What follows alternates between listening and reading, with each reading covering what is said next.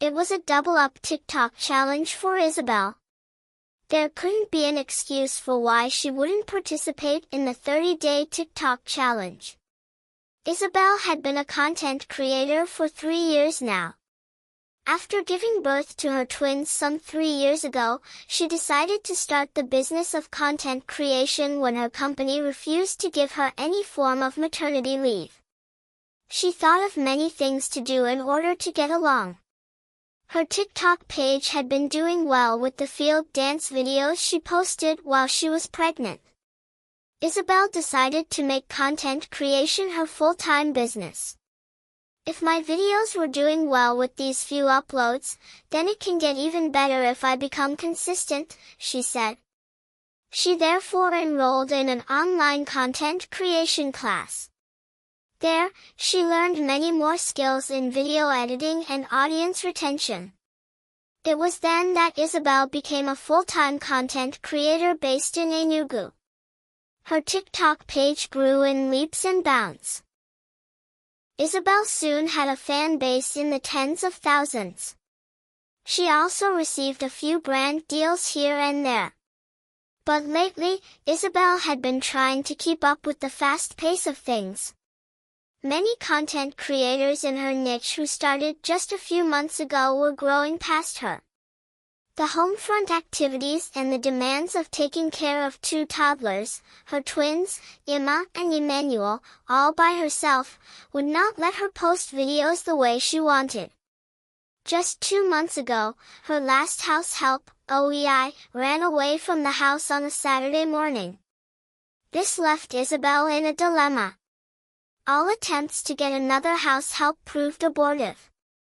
That was when she realized how difficult it was to do the work of content creation along with managing the home. She fell into self-pity when she came across C's page, someone who had just started TikTok 3 months ago, already verified, while she was still tagging along. As she was engrossed in thought, one of her twins ran up to her to complain. "Mommy, Ella just spoiled my police truck van. Take a look." Isabel eyed Emmanuel before dragging him along. She gave him a hot slap several times on his back before dragging him into his room and banging the door after him, locking it from outside. Emmanuel continued to scream, still shouting his complaints at the top of his voice. "Mom! Ella's fault. It's Ella's fault. She spoiled my police truck van." Isabel sighed deeply, then went outside to her special spot to start a video. But she just couldn't concentrate. "This boy will finally wake Ella, and things will just get worse for me," she said aloud. She paused everything and went to the room where she had locked Emmanuel. Opening the door, she said, "Will you stop crying? I don't know whether you children are even mine. Ever since I gave birth to you and your sister, I've not been able to move as fast as I can in my career as a content creator." She sighed deeply again. "Oh yeah, Emma, stop crying. Okay, come and have some sweets." She gave him some sweets, and the boy settled down. She tiptoed outside once again, closing the door behind her, and went to the corner where she usually made her videos. Isabel was set for work that evening. She turned on her camera and put on a smile. Then she went to work. She changed from flat to fierce in a moment. Her energy was infectious and her steps effortless as always. Isabel's performances were always unforgettable. She incorporated elements of hip-hop, jazz, and even ballet into her dancing videos. Then lastly, she went into twerking, gliding her hips and waistline like the flow of a river. As Isabel twerked and twerked, her children, Emma and Emmanuel, who were twins, opened the door, but Isabel did not notice their presence. They brought the chair they usually used to relax outside, climbed on it, and opened the gate.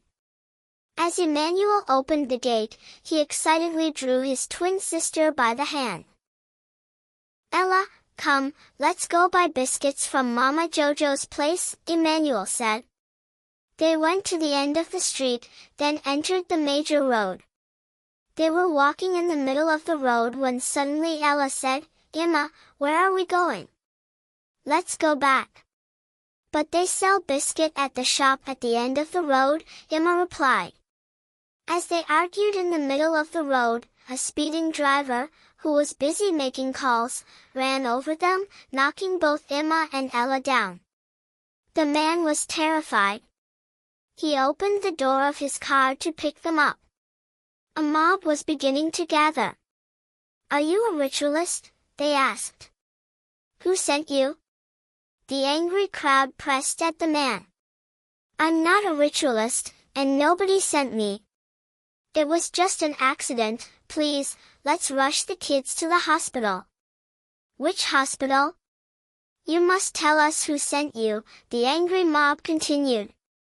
Sensing the growing tension in the crowd as more and more people gathered, the man suddenly took to his heels, running as fast as he could.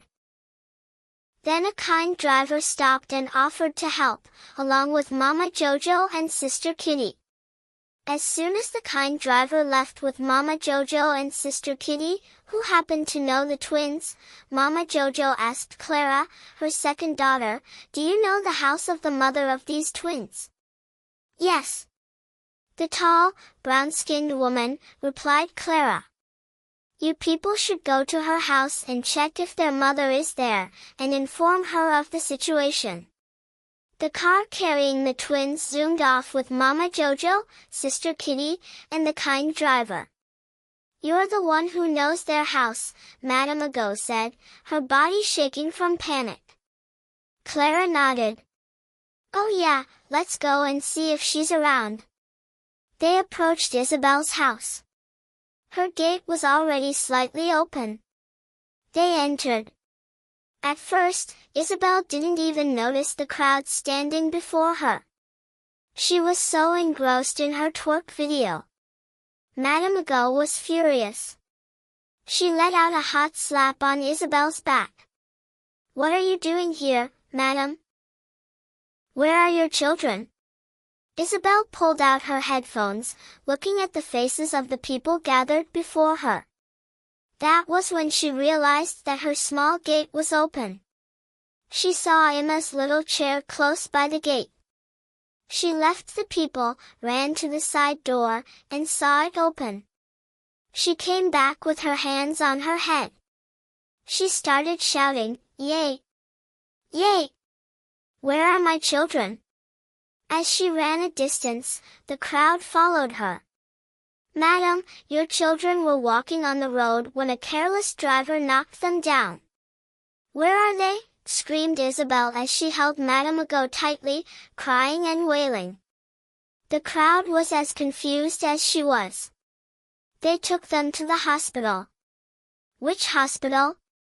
We don't know. Isabel ran like a mad woman, not knowing she was barefoot. The crowd chased after her, trying to calm her down. They finally calmed her down. They found some bikes who volunteered to take them around all the hospitals to search for the children. After visiting 2 hospitals, at the 3rd hospital there was a glimmer of hope. Yes, a set of 3-year-old twins were brought here, but they have been transferred to the teaching hospital where specialists can look over their cases. They have cranial injuries, the doctor said. Isabel was trembling and shaking. She had waited 5 long years before she was able to have those twins. She hurried to rush over to the teaching hospital when she discovered she had left her phone on the tripod stand where she had set it up before starting her live video. What was I thinking? How could I have easily forgotten the mercy of God and taken His grace for granted? Isabel lamented to herself. Isabel rushed back home to retrieve her phone. As she approached the house, she noticed several missed calls and messages. People who had been watching her live video had seen the twins wander off behind her during her dance and began calling to warn her, but she hadn't noticed. Her phone was on silent.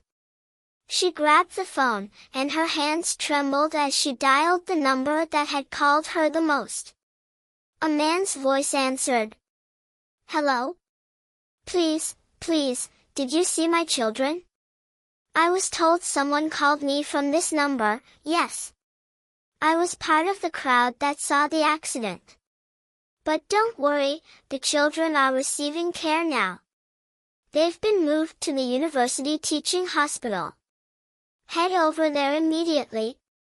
Isabel didn't even wait for the full details.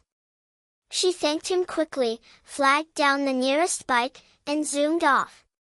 At the teaching hospital, the emergency unit was bustling with activity. Isabel rushed to the reception.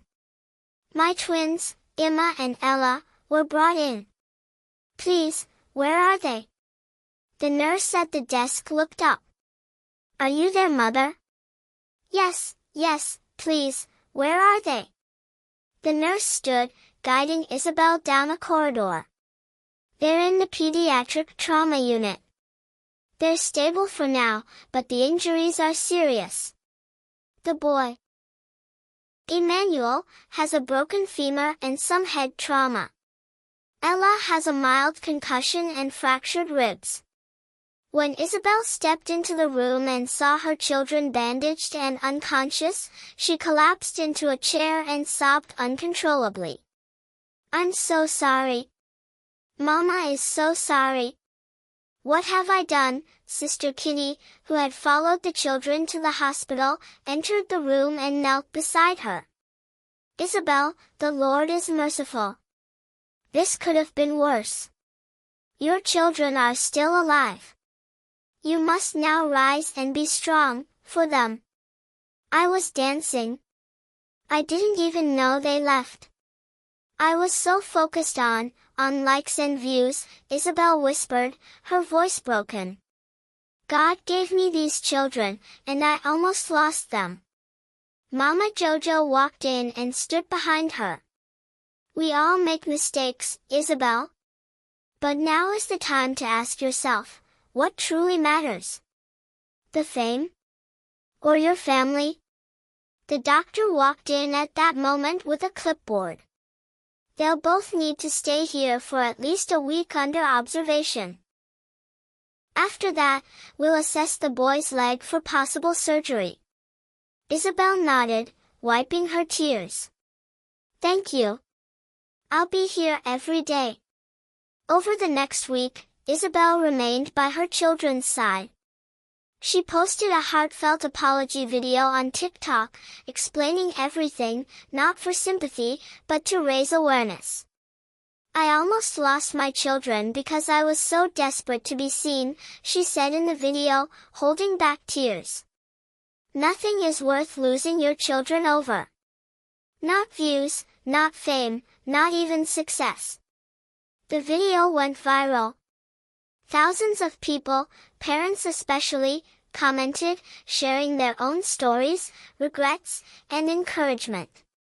Some criticized her, but many thanked her for being honest. When Emma and Ella finally opened their eyes and smiled at their mother, Isabel knew she'd been given a second chance. From that day forward, her content changed. She still danced, yes. But now she also talked about parenting, self-awareness, faith, and the real cost of chasing digital success at the expense of real-life responsibilities. She built a new kind of community, one that valued honesty, growth, and family above all else. And as her children healed, so did she. I hope you learned something from this story. Please, if you haven't subscribed, kindly click on the subscribe button. Be a part of my growth. Turn on the notifications so that when I post more interesting stories, you'll be the first to get them. And if you're a returning subscriber, thank you so much for your consistent support.